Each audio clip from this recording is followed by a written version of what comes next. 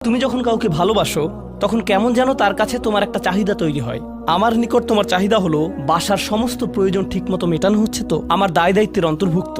আমার কাছে তোমার চাহিদা হলো আমি যেন কারেন্ট বিল প্রদান করি, ঘরের এসিটা যেন কাজ করে। তুমি চাও আমি যেন তোমার স্কুলে যাওয়া নিশ্চিত করি, তুমি চাও আমি যেন তোমাকে জামা কাপড় কিনে দেই।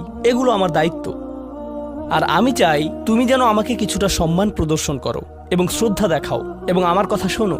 এগুলো তো সবাই বুঝে, কিন্তু আল্লাহর সাথে তোমার সম্পর্কটা অন্যরকম। তার কাছ থেকে তোমার অনেক কিছু দরকার, কিন্তু তোমার কাছ থেকে তার কোনো কিছুরই দরকার নেই।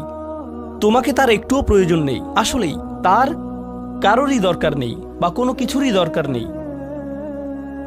চলো তোমার সম্পর্কে কথা বলি। তুমি যখন বলো আমাকে কেন নামাজ পড়তে হবে, আমার নামাজ আল্লাহর কেন এত দরকার, তোমার কোনো কিছুরই আল্লাহর প্রয়োজন নেই। এই নামাজ কোনোভাবেই তার উপকারে নয়। আল্লাহ এমনকি বলছেন যখন কোনো কিছুই থাকবে না। চলো কোরআন থেকে একটা উদাহরণ